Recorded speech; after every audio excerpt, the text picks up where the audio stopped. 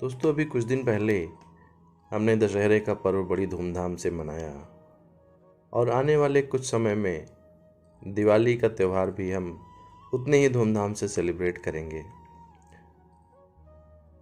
तो दोस्तों, दशहरे का त्यौहार हम इसलिए मनाते हैं क्योंकि इसी दिन भगवान श्री राम ने लंका के राजा रावण को मारा था और उसके अत्याचारों से पूरी दुनिया को मुक्त करवाया था।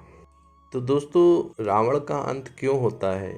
क्योंकि वो माता सीता को हर ले गया था और वो माता सीता को तब हर ले गया था जब भगवान श्री राम वनवास पे थे।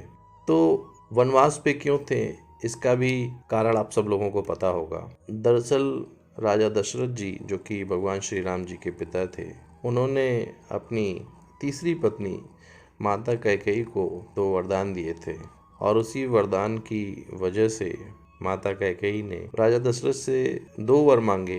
एक तो अपने पुत्र भरत के लिए राजगद्दी और भगवान श्री राम के लिए 14 साल का वनवास।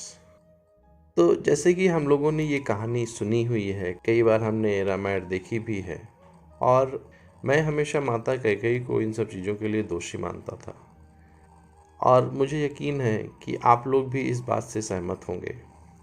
परंतु आइए नज़र डालते हैं एक संवाद पर जो कि भगवान श्री राम और उनके तीनों भाइयों के बीच में होता है, जिससे हमें पता चलेगा कि भगवान श्री राम इस बारे में क्या सोचते थे।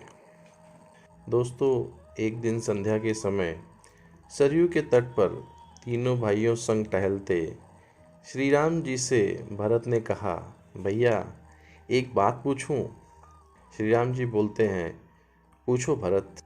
भरत जी बोलते हैं कि माता कैकेयी ने आपको वनवास दिलाने के लिए मंथरा के साथ मिलकर जो षड्यंत्र रचा, क्या वह राजद्रोह नहीं था?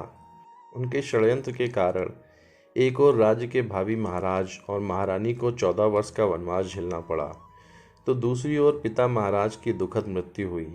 ऐसे षड्यंत्र के लिए सामान्य नियमों के अनुसार तो मृत्युदंड दिया जाता है, फिर आपने माता कैकेयी को दंड क्यों नहीं दिया?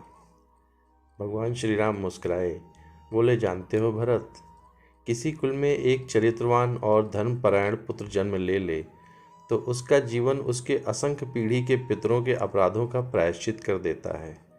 जिस माँ ने तुम जैसे महात्मा को जन्म दिया हो, उसे दंड कैसे दिया जा सकता है भरत? भरत संतुष्ट नहीं हुए, कहा, यह तो मोह है भैया, और राजा का दंड विधान मोह से मुक्त होता है। कृपया एक राजा की तरह उत्तर दीजिए कि आपने माता को दंड क्यों नहीं दिया। समझिए कि यह प्रश्न आपसे आपका अनुज नहीं, अयोध्या का एक सामान्य नागरिक कर रहा है। भगवान श्री राम गंभीर हो गए। कुछ क्षण के मौन के बाद कहा, अपने सगे संबंधियों के किसी अपराध पर कोई दंड ना देना ही इस सृष्टि का कठोरतम दंड है भरत। माता कैकेयी ने अपनी एक भूल का बड़ा कठोर दंड भोगा है। वनवास के 14 वर्षों में हम चारों भाई अपने अपने स्थान से परिस्थितियों से लड़ते रहे, पर माता कैकेयी हर क्षण मरती रही हैं। अपनी एक भूल के कारण उन्होंने अपना पति खोया, अपने 4 बेटे खोए, अपना समस्त सुख सम्मान खोया, फिर भी वे उस अपराध बोझ से कभी मुक्त ना हो सकी। वनवास समाप्त हो गया तो परिवार के सही सदस्य प्रसन्न और सुखी हो गए, पर वे कभी प्रसन्न ना हो सकी। कोई राजा किसी स्त्री को इससे कठोर दंड क्या दे सकता है? मैं तो सदैव यह सोचकर दुखी हो जाता हूँ कि मेरे कारण अनायास ही मेरी माँ को इतना कठोर दंड भोगना पड़ा। राम के नेत्रों में जल उतर आया था और भरत आदि भाई सभी मौन हो गए थे।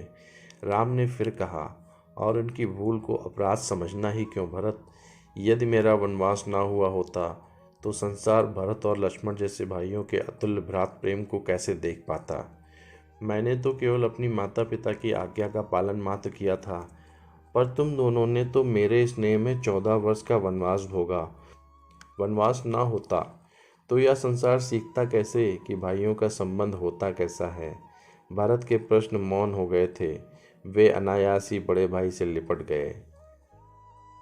दोस्तों, भगवान श्री राम कोई नारा नहीं है, भगवान श्री राम एक आचरण है, एक चरित्र है, एक जीवन जीने की शैली है। तो दोस्तों, ये संवाद आपको कैसा लगा, इसके बारे में कमेंट के माध्यम से अवश्य बताएं। वीडियो को प्लीज़ लाइक करें और चैनल को सब्सक्राइब करें और अपनों के साथ शेयर करें। धन्यवाद।